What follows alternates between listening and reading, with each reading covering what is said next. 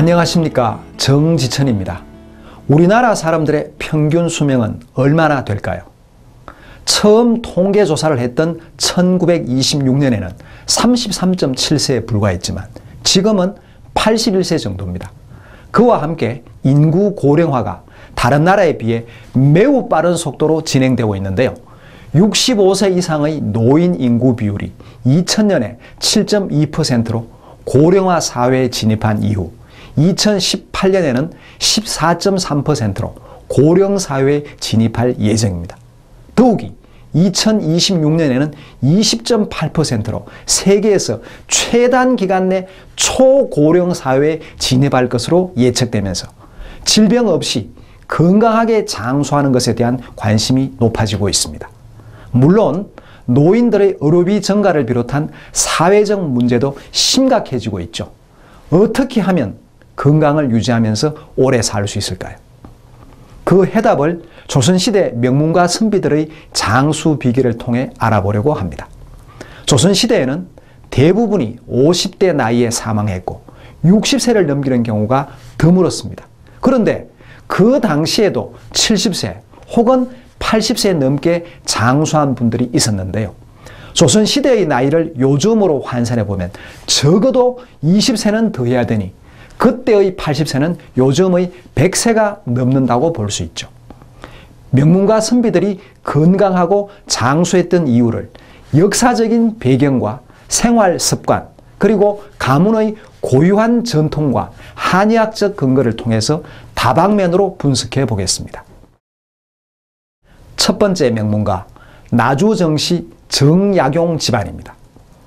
다사는 썩어 문드러졌다고 개탄한 세상을 치유하기 위해 온갖 방책을 강구하고 수많은 저술을 남겼던 위대한 실학자요 개혁사상가였습니다. 특히 정조대왕의 총애를 받은 엘리트 관료였던 다사는 정조가 사망하자 대역죄로 몰려 40세부터 18년 동안이나 귀양살이를 하게 되는데요. 당시의 40세는 요즘의 50세 정도에 해당되므로 다사는 남성 갱년기가 시작될 무렵이었습니다.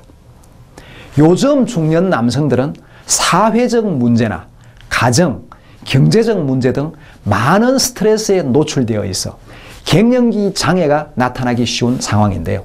갱년기 장애가 생기면 우울증과 전립선 비대증 등이 생기기 쉽고 무엇보다 노화가 촉진됩니다.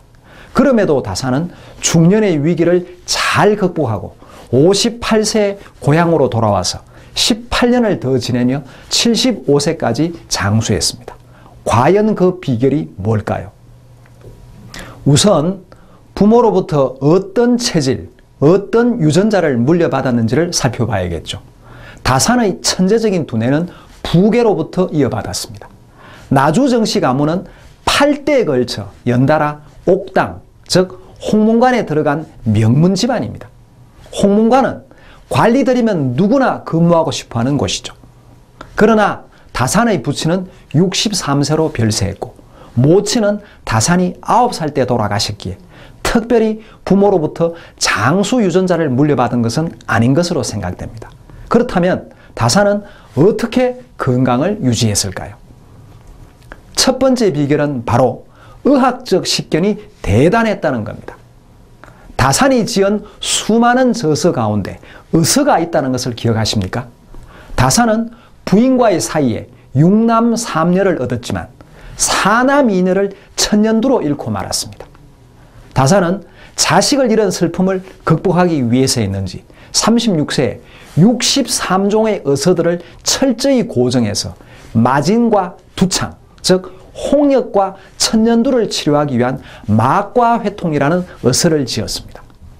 다산은 유학을 공부한 선비인데 언제 어떻게 의학을 공부했는지 하고 의아해하는 분들이 많으시죠.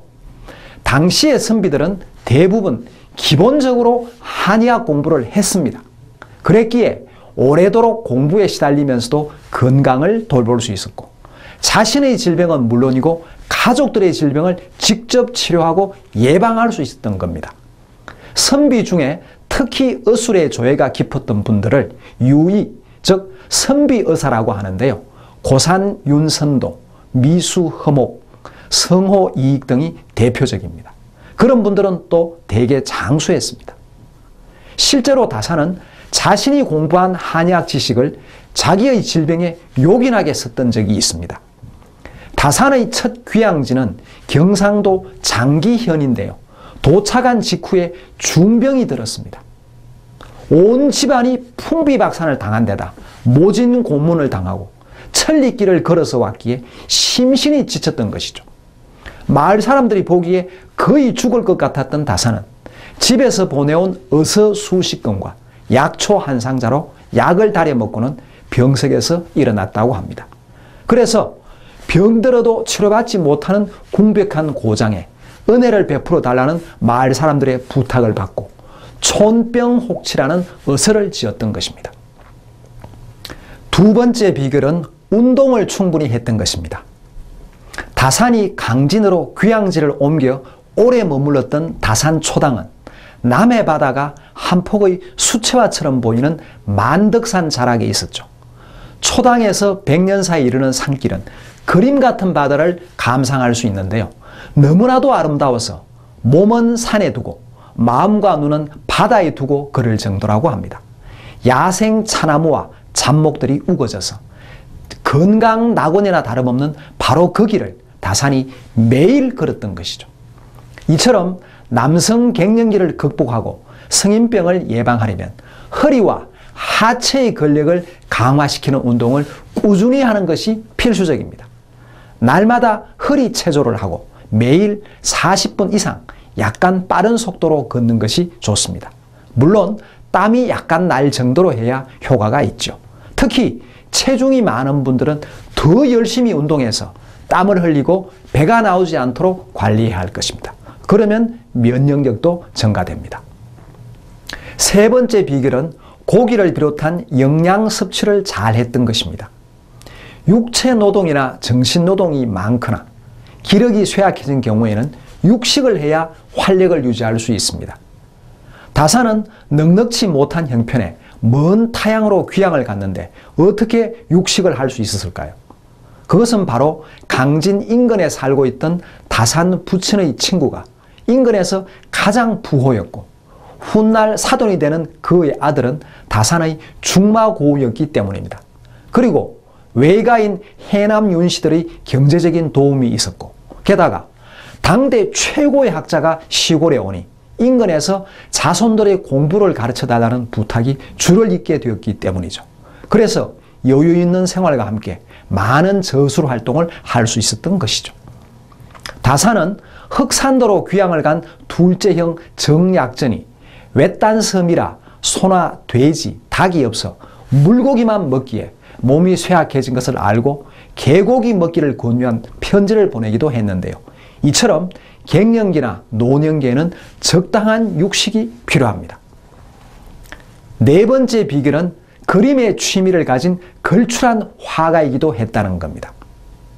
그림이나 음악 등의 취미를 가지는 것은 마음 건강을 유지하는 데 큰 도움이 되는 것이죠.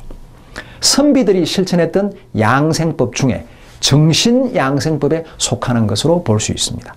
다산은 건축 설계를 잘 했을 뿐만 아니라 산수와 사군자화 등을 잘 그렸는데요. 딸에게 그려준 메조도가 전해오고 있지요.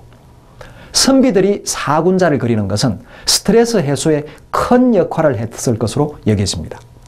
사계절과 때를 같이 하는 매난국죽은 각각의 특성이 덕과 학식을 겸비한 군자의 인품에 비유되고 있어 마음을 평온하게 하는데 도움이 되기 때문이죠. 퇴계 이황 선생이 매화를 지극히 사랑하였고 추사 선생도 항상 매화를 좋아하였으며 미수 허목 선생도 묵매도를 그렸는데요. 이분들의 공통점은 70세 혹은 80세 넘게 장수했다는 겁니다. 다산의 미술 재능은 모계로부터 물려받았습니다. 다산 스스로 외가의 정수를 물려받았다고 회고한 바 있는데요. 고산 윤선도 집안의 예술적인 유전자가 내려온 것이죠. 다산의 모친은 해남 윤씨로서 고산 윤선도의 정손녀이자 공제 윤두서의 손녀였습니다. 윤두서는 국보 240호로 지정된 자화상을 그린 문인 화가로서 시, 서, 화의 두루 이름을 떨쳤습니다. 이제 다산이 갱년기를 견뎌내고 장수할 수 있었던 가장 중요한 비결이 남았는데요. 다산이 아들에게 쓴 편지에 그 답이 있습니다. 정신력이 없으면 아무 일도 되지 않는다. 정신력이 있어야만 근면하고 민첩할 수 있으며 지혜도 생기고 업적을 세울 수 있다. 진정으로 마음을 견고하게 세워 똑바로 앞을 향해 나아간다면 태산이라도 옮길 수 있을 것이다. 실제로 다산은 강인한 정신력의 소유자로서 집념이 강하고 의지가 굳건했습니다. 그랬기에 기나긴 귀양살이를 견뎌내며 장수할 수 있었던 것이죠. 이처럼 그의 5번째 장수 비결은 바로 마음을 잘 다스렸다는 것입니다. 마음을 다스리지 못하면 암을 비롯한 온갖 성인병이 벌떼처럼 몰려오기 때문이죠. 무엇보다 마음의 건강이 건강하게 장수하는 데 기본이 됩니다. 무병장수를 위한 건강법을 양생법이라고 합니다. 여러 가지 양생법 중에서 어떤 정신양생입니다.